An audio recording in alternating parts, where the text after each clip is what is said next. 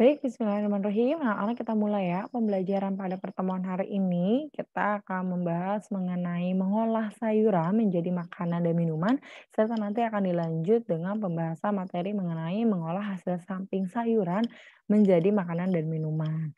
Nah, 2 minggu yang lalu kita sudah membahas mengolah buah dan hasil samping buah menjadi makanan dan minuman. Di next pertemuan nanti kalian praktikum memasak, jadi sekarang diperhatikan nih, lalu kalian bisa mulai mempertimbangkan kira-kira makanan apa yang akan kalian masak, baik dari pengolahan buah atau sayur. Nah, nanti kalian milih tuh, boleh yang bahan dasarnya buah atau boleh yang bahan dasarnya sayur. Barusan menjelaskan di sini, kita diskusi saja. Jika ada yang mau ditanyakan nanti silahkan langsung boleh ditanyakan dan kalian bisa buka di buku paket kalian juga. Ini ada di bab 15 dulu yang mengolah sayuran, nanti ada di bab 16-nya yang mengolah hasil samping sayuran. Baik, di sini yang akan kita pelajari dari pengolahan sayuran Bu Risma, saya izin banget ya, Bu. menjadi makanan dan minuman, yaitu ya silakan. Nah, di sini kita bisa apa saja sih yang akan kita bahas pada pengolahan sayuran menjadi makanan dan minuman? Kita akan membahas mengenai penentu mutu sayur, mengolah sayur segar menjadi makanan, teknik pengolahan makanan dari sayuran, alat dan bahan umum dalam memasak, serta penyajian dan pengemasan dari olahan sayur. Nah, di sini ada penentu mutu sayur. Komponen mutu yang menjadi perhatian utama konsumen yaitu gimana sih penampilan secara visualnya. Kadang orang mau beli ada juga yang melihat dari menarik nggak sih penampilan secara visualnya. Atau ada beberapa makanan yang orang memilihnya dari teksturnya. Ada juga dari cita rasanya. Oh, misalkan bakso, semua jenis bakso sama seperti itu, tapi ada orang yang mau belinya di sini, mau bikinnya bakso ini karena sesuai dengan cita rasa ataupun aroma. Atau ada juga nih, mutu yang menjadi perhatian utama konsumen itu dilihat dari kandungan gizinya, serta ada dari faktor keamanan saat dikonsumsi. Jadi ketika dikonsumsi kira-kira dia, ada efek sampingnya nggak ya, aman nggak ya untuk tubuh. Kira-kira kalian tipe yang mana nih kalau mau beli makanan? Penampilannya kah? Teksturnya, cita rasa, kandungan gizi gizi atau faktor keamanan? Kira-kira kalau kalian lebih ke tipe yang mana? Windy? Kandungan Ada yang kandungan gizi. Kira-kira? cita rasa lah, Bu. Cita rasa, tuh katanya cita rasa lah Bu yang utama. Nah kan setiap orang berbeda-beda dan kadang tergantung makanannya juga ya, gitu. Nah, setelah itu ada cara mengolah sayur yang baik itu seperti apa sih? Pertama, kita harus mencuci sayuran pada air mengalir sebelum dimasak. Jadi di air yang mengalir ya. Kedua, potong-potong menurut ukuran yang sesuai. Setelah itu masaklah dalam porsi sekali makan, karena sayur itu lebih baik kalau langsung habis, tidak dihangatkan. Lalu jika merebus, rebuslah dalam air yang sudah dididihkan terlebih dahulu.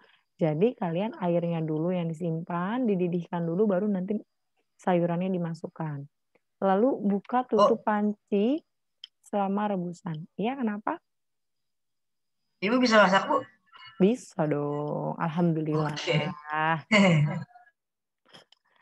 Nah, buka tutup panci selama rebusan. Jadi jangan sampai selama rebusan tutup aja, ntar uapnya banyak, bisa jadi takutnya tutup pancinya yang kelempar justru karena tekanan dari si uap. Jadi harus sekali-kali dibuka tutup pancinya.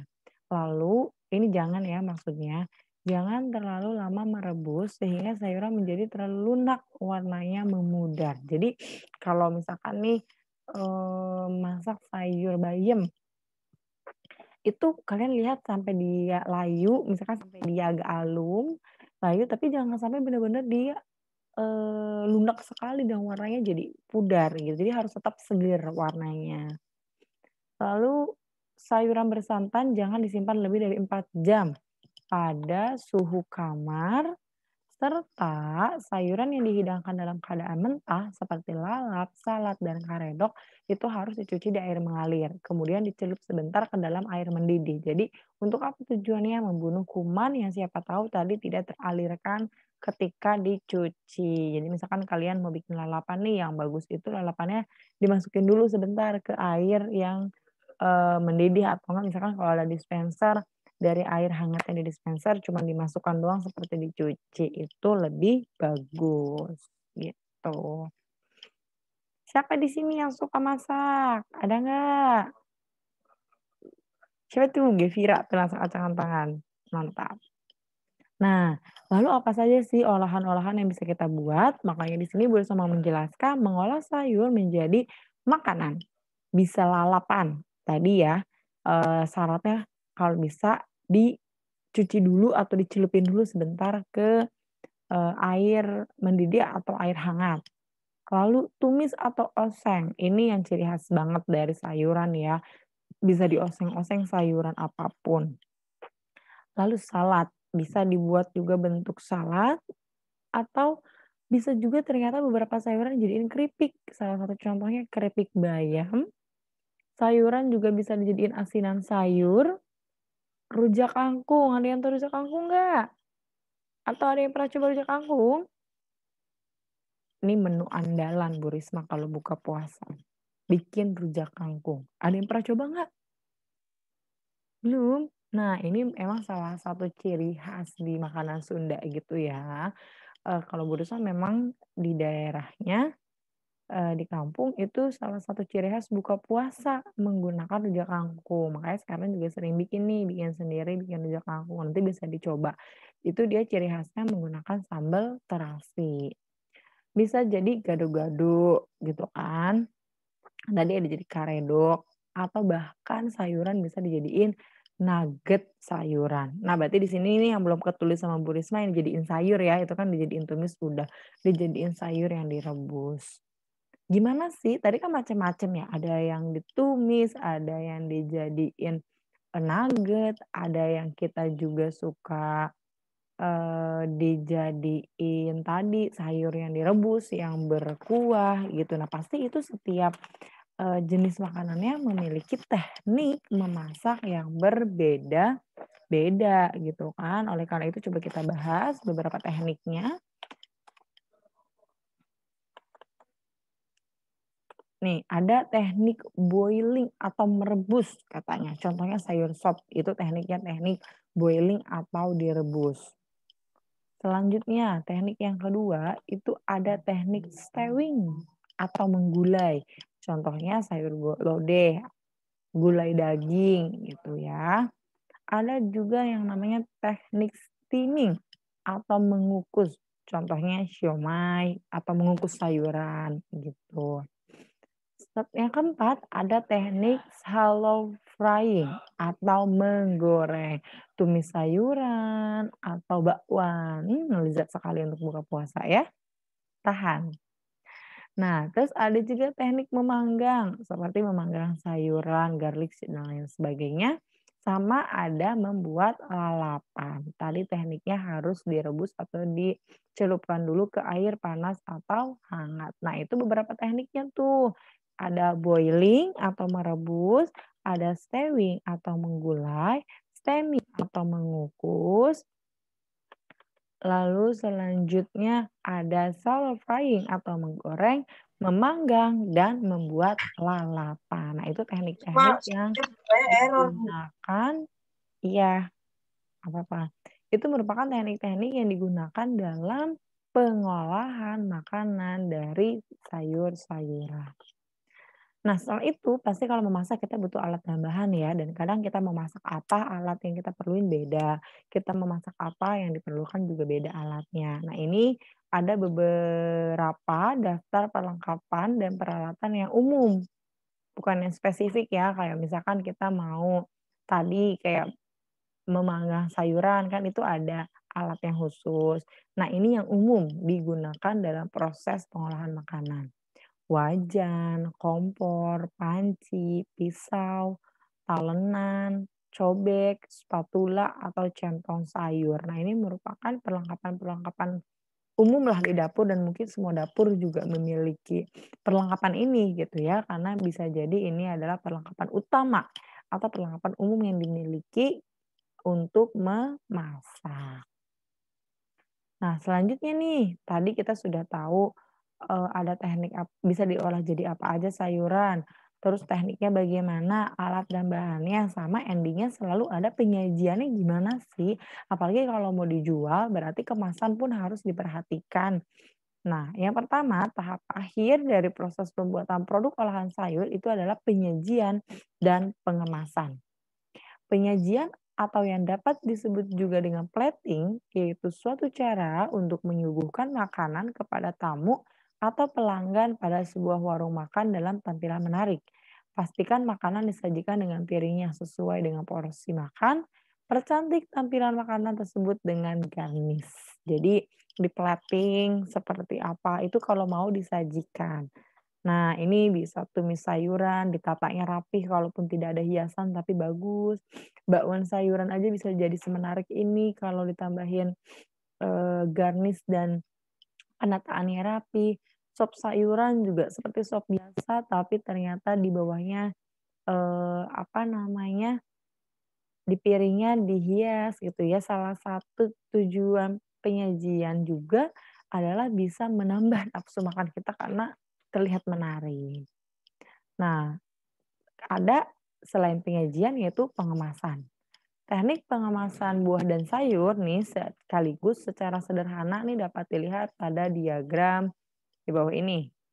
Bahan bakunya apa, lalu pemilihan, pemotongan, dan pencucian bagian bahan yang akan diolah, lalu penghilangan sisa air, pengemasan, lalu penyimpanan di pendingin. Kalau ini tuh pengemasan sayur atau buah, bukan olahannya ya, tapi cara nyimpen sayur atau buah sebelum diolah berarti. Nah, kayak misalkan kayak Bu Risma nih, misalkan karena ini stok nih sayurannya atau buah-buahannya. Nah, itu sebelum dimasukin ke dalam pendingin, itu harus dikemas secara baik dulu. Tadi potong dulu nih bagian yang memang, nggak dipakainya langsung dibuang misalkan. Jadi langsung di, potong, langsung dihilangin. Setelah itu penghilangan sisa air. Jadi kayak misalkan menyimpan sayuran, jangan sampai dia dalam kondisinya basah. Atau bisa jadi kayak tahu nih, kadang Bu Risma rebus dulu tahu mentah kayak gitu supaya dia benar-benar sudah terjaga keawetannya. Lalu dikemas, jadi di dalam kulkasnya pun sudah jelas ada yang di plastik misalkan, ada yang di Tupperware dan lain sebagainya. Lalu simpanlah di pendingin di kulkas itu di sekitar 2 sampai 50 derajat Celcius. Jadi nanti dia bisa bertahan lama nih, mau dimasak kapan dia tetap segar, gitu. Ini pengemasan buah dan sayur mentah ya, bukan hasil olahan dari, sayur atau buah. Nah, apa sih manfaat dari penyimpanan dingin? Itu dapat menekan laju degradasi enzimatik yang mengakibatkan pelunakan jaringan buah. Degradasi itu adalah pengikatan terus enzim-enzim supaya dia nggak cepat lunak gitu, jaringan buahnya nggak cepat busuk. Terus mengurangi laju kehilangan air yang mengakibatkan layu. Jadi bisa seger dalam waktu yang lama sayuran.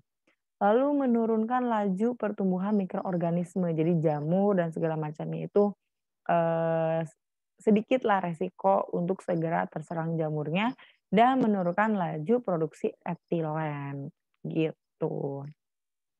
Beberapa jenis bahan yang digunakan untuk pengemasan sayur, nah kalau tadi kan pengemasan sayur dan buah kalau mentah gitu ya. Nah, di sini untuk beberapa jenis bahan yang digunakan untuk pengemasan sayur, ada beberapa macam nih. Pengemasan dari bahan alami dapat menggunakan sayur itu sendiri atau bulu bambu nih kayak di atas. Misalkan beli sawi lalu diikatnya pakai apa namanya, daun pisang, dimasukin ke kulkas. Atau pengemasan dari buatan dapat menggunakan plastik, kertas, styrofoam, dan kaca. Kadang ibu-ibu dimasukin ke Tupperware-Tupperware gitu kan, dimasukin deh ke dalam kulkas. Jadi rapi per sayuran, nggak bercampur dengan sayuran yang lainnya.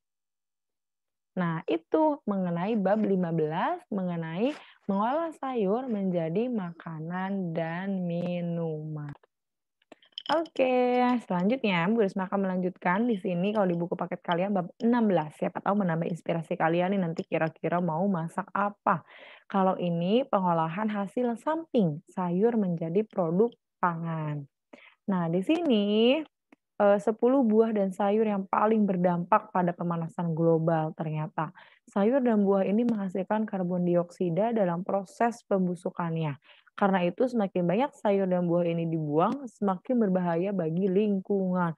Nomor pertamanya pisang, ya, dan di sini paling sedikitnya ada kentang. Jadi hati-hati kalau, habis ngolah ini ada sisa kentang atau ada sisa dari pisang yang kalian buang sembarangan.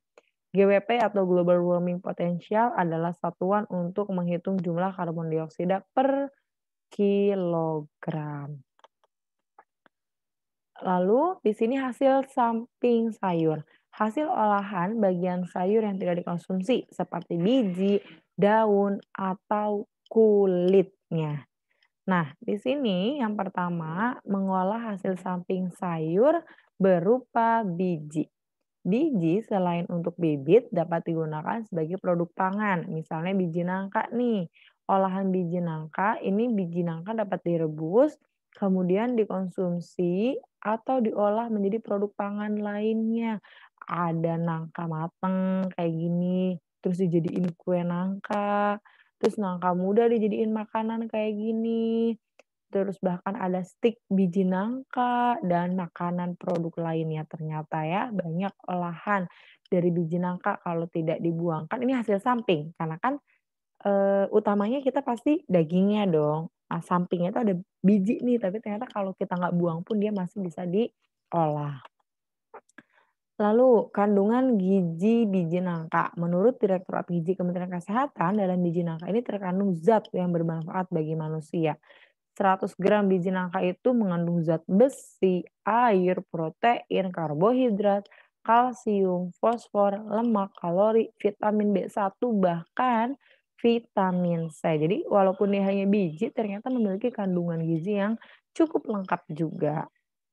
Yang kedua nih, kalau tadi dari biji, di sini ada mengolah hasil samping sayuran berupa kulit yang kadang kita kupas langsung buang ya. Padahal di sini contohnya kulit kentang sama kulit melinjo bisa diolah lagi. Kulit kentang ternyata dapat diolah menjadi keripik.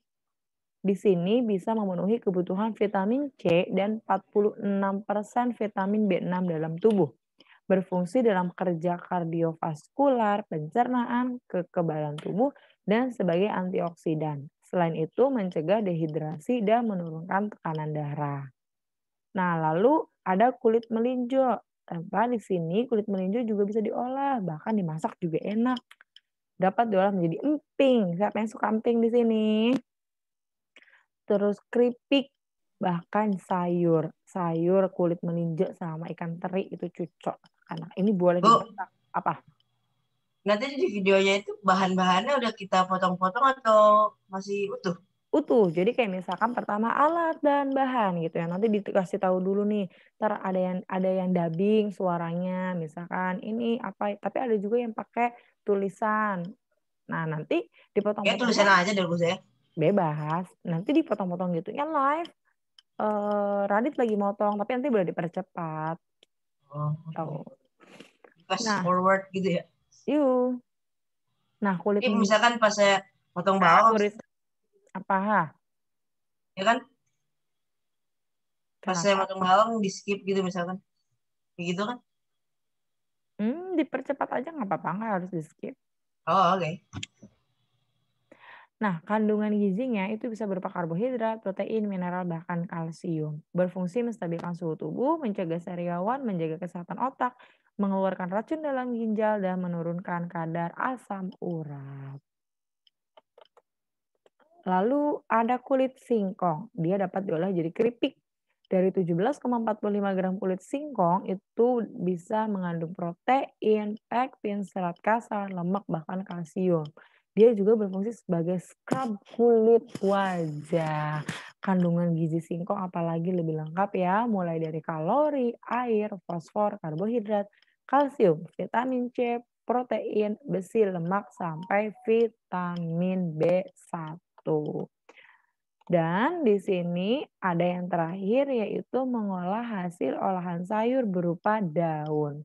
Karena kan ada beberapa sayuran yang bukan daunnya yang kita ambil ya, kayak wortel yang kita ambil wortelnya. Tapi daun wortel bisa diolah juga nih. Daun wortel ini mengandung klorofil, mineral magnesium, potasium, dan kalsium yang berfungsi meningkatkan kesehatan, tekanan darah, serta menguatkan tulang dan otot. Olahannya bisa disambal tumpang daun wortel, jadi bisa dijadikan sebagai lalapan gitu. Lalu ada daun labu, kan yang kita suka sering pakai labunya ya, tapi ternyata daunnya juga bisa nih, bahkan mengandung protein, karbohidrat, lemak, kalsium, fosfor, zat besi, vitamin A, vitamin B1, dan vitamin C.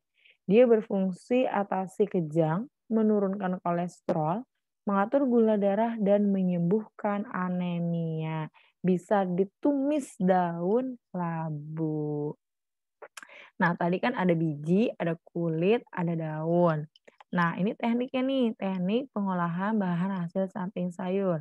Teknik dasarnya, yang pertama teknik pengolahan pangan panas basah atau Miyos head. Ini menggunakan air sebagai bahan dasar untuk membantu mematangkan bahan pangan. Teknik pengolahan ini meliputi merebus, menyetup, mengukus, dan mengetim. Nah, ada juga teknik pengolahan pangan panas kering. Kalau tadi basah, Miyos heard, ini kering atau dry heard cooking. Ini tidak menggunakan air sebagai bahan dasar untuk membantu mematangkan bahan pangan. Teknik pengolahan ini meliputi menggoreng, menumis, membakar, dan memanggang. Hal yang perlu diperhatikan dalam teknik pengolahan bahan pangan terutama sayur, itu memperhatikan tingkat kematangan tanpa menyampingkan proses fisiologis yang dapat meluruhkan zat penting dalam sayur. Jadi ada sayur hasil sampingnya ada yang diolah secara basah atau kering. Seperti itu penjelasannya mengenai pengolahan hasil samping sayuran menjadi bahan pangan. Tadi kita sudah bahas bab 15-nya adalah pengolahan sayuran menjadi makanan makanan atau bahan pangan dan bab 16-nya mengenai pengolahan hasil samping sayur menjadi pangan. Terima kasih.